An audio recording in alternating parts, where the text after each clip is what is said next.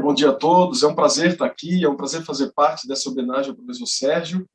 Assim como o Nicolas, eu fui um dos agraciados com a tecnologia e com o privilégio de fazer dela a ciência e dela conhecimento. E é esse conhecimento, essa experiência que eu vou passar hoje com vocês para falar um pouquinho sobre o que foi minha tese de doutorado, inclusive, que foi exatamente o tema, a discussão, que é o título da aula, que nós usamos a deformação da calota craniana como medida não invasiva da pressão intracraniana e comparamos isso tanto com o método invasivo, com a PIC intraventricular, como com outros métodos não invasivos, como a band nervo óptico, Doppler transcraniano e tomografia de crânio. Hoje eu vou falar basicamente desse objetivo primário, que é a comparação da onda invasiva e não invasiva, que é o que diz respeito mais imediato para o nosso objetivo de hoje, mas é claro que nas perguntas, se alguém tiver alguma curiosidade sobre os outros métodos, eu falo com todo prazer. Então, o objetivo foi avaliar a correlação e concordância dessas ondas, da morfologia de onda da pressão intracraniana, mas um pouquinho também, e aí eu acho que vale a pena ser cientista aqui, como todo clínico, como todo cientista, a ciência pode ser caracterizada como um ceticismo sistemático. Então, a gente quis se perguntar um pouquinho o que o Brain4Care acha que está medindo é o que ele está medindo de verdade, e por isso que a gente teve esse objetivo de comparar a morfologia invasiva da PIC intraventricular com a morfologia da onda do aparelho não invasivo. Vinha um pouco dessa, tá bonito, tá legal, mas será que é isso mesmo? E esse era o objetivo. O nosso protocolo foi, durante um ano, a avaliação dos pacientes com AVC no Hospital São Paulo, aqui da Universidade Federal de São Paulo. Os critérios de inclusão eram pacientes com mais de 8 anos com AVC e uma indicação de invasão da monitorização da PIC pela equipe assistente, não tinha nada a ver com o nosso protocolo, e nós excluímos alguns pacientes com antecedentes de doenças neurológicas ou de alterações de pressão intracraniana prévia. Nós fizemos a monitorização não invasiva e invasiva da morfologia de onda simultânea à bainha de nervo óptico e Doppler transcraniano, e dentro de 24 horas a tomografia de crânio. O catéter nosso foi intraventricular, foi um catéter típico do próprio serviço, e nós usamos ainda uma tecnologia, vamos dizer assim, ainda com fio, né? Era a tecnologia que nós tínhamos disponível, esse aparelho querido aqui, que me ajudou tanto na coleta desses dados, e esse era o monitor onde a gente tinha a PA invasiva, a PIC invasiva e o monitor do Brain4Care, e a gente podia, tanto visualmente como depois, na análise mais específica a partir do software, analisar a concordância dessas ondas. Quais foram os parâmetros que nós usamos? Nós usamos os parâmetros mais conhecidos, tanto na análise da pressão invasiva, da morfologia de onda invasiva como invasiva.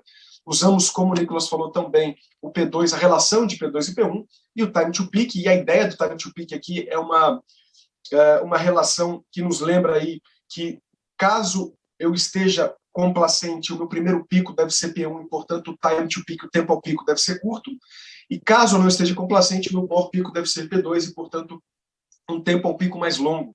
Então, isso mudaria o formato e o tempo relacionado ao pico, e isso nos daria, provavelmente, também uma competência de triagem, uma competência de estimativa, uma competência de correlação, tanto com a morfologia invasiva, quanto com a pressão intracraniana. Aqui é só para falar um pouco da análise estatística, a gente fez correlações e fizeram concordâncias tanto pensando numa variável quantitativa como qualitativa, então teve tanto o coeficiente de correlação entre a classe, blend outcome e kappa, e nós também fizemos aí uma curva ROC com medidas repetidas para ver a competência da morfologia de onda, tanto invasiva quanto não invasiva, para estimar a própria hipertensão intracraniana.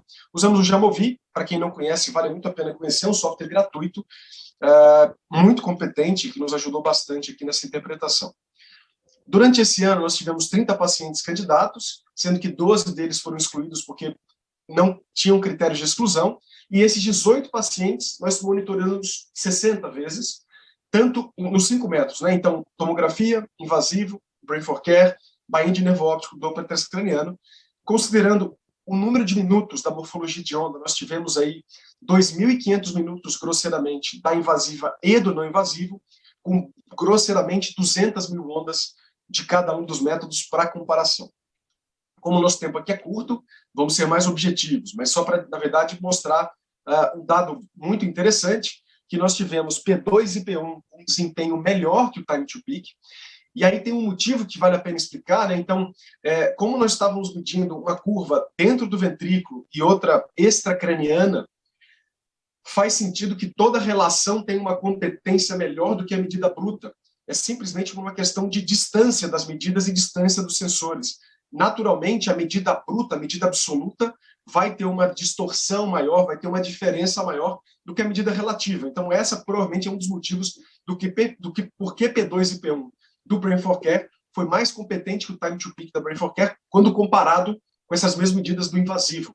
Não acho que obrigatoriamente tem a ver com a medida em si. Eu acho que o time to peak é uma boa medida. O que eu acho que acontece é que, imagina, intraventricular, imagina se eu estou bem aqui no meio do cérebro e eu estou aqui externamente, eu vou ter aí 5, 7, 10 centímetros de distância, naturalmente isso vai mudar o valor absoluto e quando eu coloco algum cutoff, isso vai colocar algumas ondas do Brain for Care e da PIC de forma distoante, o que acaba reduzindo tanto as suas correlações quanto as medidas de concordância.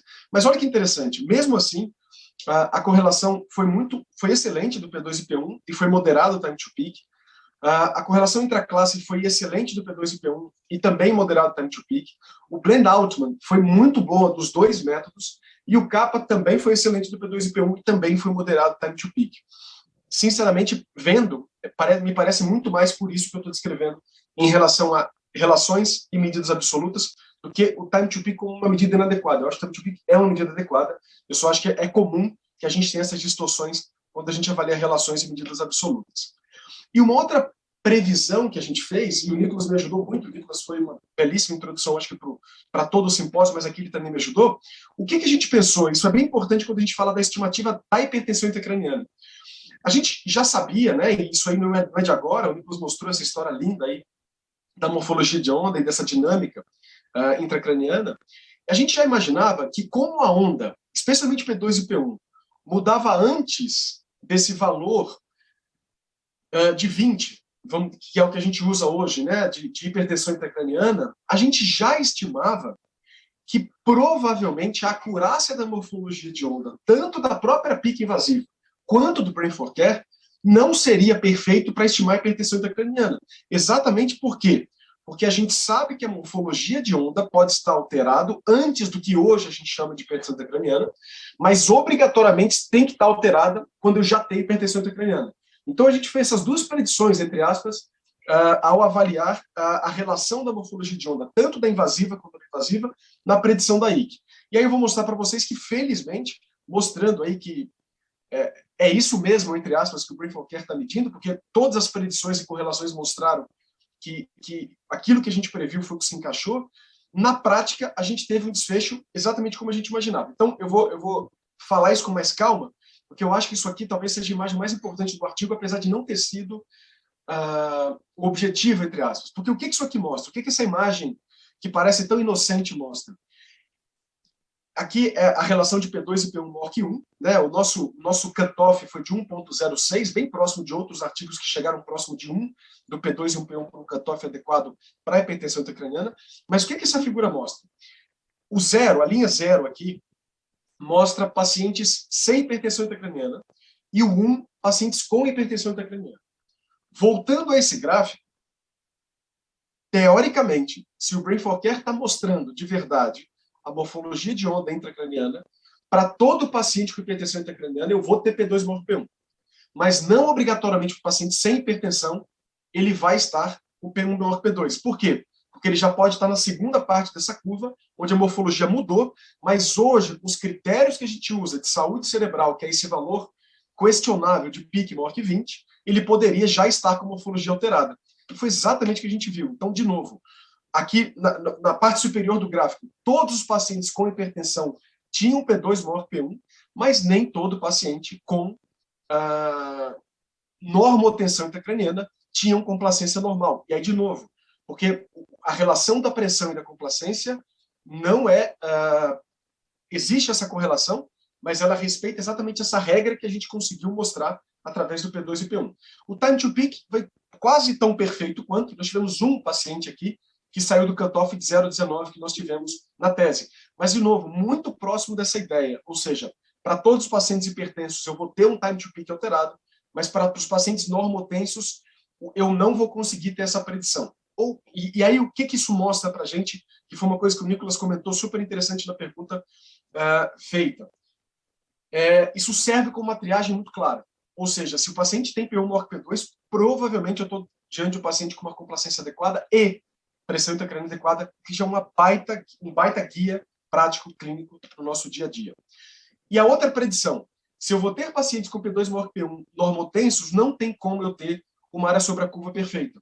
E foi o que a gente encontrou. Mas aí, olha que interessante, mostrando de novo que o Brain for Care parece medir o que eles acham que estão medindo. A área da curva do Brain for Care foi muito próxima, aqui não teve diferença estatística suficiente, mas muito próxima e discretamente melhor do que a própria P2 e P1 da PIC invasiva. Então, olha que interessante. E, naturalmente, nenhuma das duas maior que 0,8. Por quê? Por conta da questão de como a morfologia da onda da curva se relaciona com a curva volume e pressão. A gente sabia que eu teria muitos pacientes com P2 maior que P1 sem hipertensão. E é por isso que a área sobre a curva é muito boa, mas não é aquela área que você olha e fala 0,92, 0,98. E, de novo, nós já imaginávamos que não seria. Então, aqui não há uma frustração. Pelo contrário, há uma baita satisfação de entender que, felizmente, nós estamos em cima de ombros de gigantes, confirmando não invasivamente aquilo que já era pressuposto por teorias de 20, 30, 200 anos atrás. Então, mostrando, felizmente, essa conciliação ou esse reforço das teorias. E aqui, para mostrar um pouco da predição e um pouquinho do que a gente teve de resultado, nós tivemos um ponto de corte de P2 e P1 de 1,06, como eu falei previamente, perfeito na sua sensibilidade e, portanto, perfeito no seu valor preditivo negativo, e o time to peak de 0,19, com uma sensibilidade um pouco menor, mas um pouco mais específico, também nos ajudando bastante aí com o valor preditivo negativo muito alto. E isso é uma coisa interessante, né? A gente já sabe, isso não é de agora, que um dos objetivos principais dos métodos não invasivos é de triagem. Então, se eu puder selecionar melhor os pacientes para invasivo, o Brain for Care, isso eu estou falando só na emergência e na UTI. Claro que a gente sabe que o papel, aquilo que eu estou falando de AVC, né? Então, o papel aqui mais restrito ao intra-hospitalar. Mas como foi falado já previamente, não há nenhuma objeção ao uso ampliado da tecnologia para outros cenários. Mas se eu conseguir, no TCE, se eu conseguir, no AVC, se eu conseguir, em qualquer emergência clínica ou neurológica, ter uma triagem para saber quem merece uma monitorização contínua invasiva, uau, que benefício para o clínico, que benefício para o emergencista, para o intensivista, para o cirurgião nesse cuidado. E aí, pensando no futuro, pensando em como ajudar, pensando em como ampliar a partir desses resultados tão interessantes, tão ricos, que a minha tese pode confirmar e somar com várias outras teses que já estavam em andamento, que já foram concluídas, que estão em andamento. Uma sugestão, e na verdade quase uma obrigação ética nossa agora, enquanto grupo, enquanto pesquisadores, é que, dado o fato de que hoje tratar a PIC nos trabalhos randomizados não mostra um benefício na monitorização invasiva, e uma das críticas parece ser porque a PIC não parece um alvo terapêutico interessante, ou seja, a PIC como sinal vital parece muito atrasado, parece muito defasado, parece muito reativo e não proativo, e entendendo que a morfologia de onda diz sobre a complacência cerebral, nós temos agora, entre aspas, a obrigação ética, a obrigação científica de bolar um plano, de bolar um projeto onde eu vou randomizar pacientes para serem tratados tradicionalmente pela PIC e pacientes randomizados pela complacência. Isso já foi feito, não por P2 e P1, time to peak, mas pela amplitude da onda, por um pesquisador escandinavo, que é o Wade. O Wade publicou em 2011, e infelizmente isso se perdeu na literatura no sentido de avaliação, onde ele não usou o método não invasivo, ele usou a própria amplitude da onda, da morfologia de onda invasiva. A gente sabe que a amplitude maior que 5 milímetros de mercúrio prediz baixa complacência, e ele randomizou metade dos pacientes com TCE para tratar pela PIC maior que 20 ou pela amplitude. E olha o resultado que interessante. Tratar pela amplitude menor que 5, nesse sentido, teve um desfecho, 1/3 desses pacientes teve um ranking menor que 2, e só 10% daqueles tratados pela PIC maior que 20 tiveram esse desfecho benéfico. É um trabalho que nos ajuda, é um trabalho que nos incentiva, é um trabalho que nos mostra que a gente pode estar diante de mais uma mudança paradigmática, que é parar de esperar um valor, primeiro, que não é personalizado, que é essa ideia do 20 para todo mundo, e a gente sabe que isso é falho, e segundo, talvez muito reativo, já que já seria a terceira fase daquela curva de relação volume e pressão, talvez muito tardio. A minha impressão hoje é como se a gente estivesse esperando a PIC subir, como se a gente fosse tratar sepse hoje esperando choque séptico. Então, eu só vou dar antibiótico quando a PA começar a cair, quando a pressão arterial começar a cair. A gente não faz isso. A gente estabeleceu critérios muito anteriores para tratar precoce, porque isso faz desfecho isso tem impacto no desfecho de maior mortalidade. Eu acho que a gente está no mesmo limiar aqui de mudança paradigmática, e por isso que é importante a gente seguir em frente. E uma outra dica, como a gente já tem evidência de outros trabalhos, é que temos outros vários parâmetros que não só esses usados como amplitude, P2 e P1 e TTP, para a gente pensar, e inclusive para entender melhor essa fisiopatologia intracraniana, que apesar da gente já ter caminhado muito, ainda tem coisas a serem descritas. Então, são sugestões tanto de como pesquisar e, portanto, mudar o paradigma do cuidado, como quais variáveis talvez vão ter maior impacto na prática clínica. Aqui é só para mostrar nossas duas publicações referentes à tese, né? Então, nós fizemos uma revisão no Arquivo de Neuropsiquiatria sobre métodos não invasivos, e, felizmente, publicado agora 2 meses atrás, esse é o objetivo principal que eu estou falando agora, na revista que para nós era de maior interesse, que era a Neurocritical Care, reforçando, legitimando, estabelecendo, junto com o trabalho de outros pesquisadores, que felizmente vão falar hoje também, a real natureza dessa onda e a real benefício dessa monitorização e competência da monitorização, nesse caso, em pacientes com acidente vascular cerebral. Obrigado. Obrigado, doutor Fabiano. Excelente apresentação. Acho que esses dados publicados na revista, né, na Neuroscience Care, realmente o grupo todo, né, todos brasileiros, publicando numa revista de alto impacto internacional, isso realmente mostra a profundidade, né, e o conteúdo, né, dos estudos. Durante a sua apresentação, me ocorreu alguma questão no sentido de que como que a gente pode associar o registro, por exemplo, eu vi ali no seu registro que tem o QRS, né? Nós temos ali uma informação do eletrocardiograma, indicando a pré-sístole, né? O momento que o coração vai entrar em sístole, e obviamente a repercussão disso na morfologia da onda, na pressão intracraniana. Não é? Na sua opinião, na sua experiência, a correlação dessas informações, quer dizer, não só olhando a morfologia, mas olhando o comportamento, né, do batimento cardíaco, dependendo da característica do paciente, se é idoso ou não, tem a característica de enrijecimento dos vasos, isso por si só poderia comprometer a morfologia de onda, não é? Mas numa situação que você está analisando, quer dizer, qual o benefício de que, além de você ter um registro como o ECG, você tem pressão de pulso, pressão arterial, PO2, PCO2, também ter a morfologia de onda da pressão, né, não invasiva monitorada em pacientes. Qual que é o benefício disso?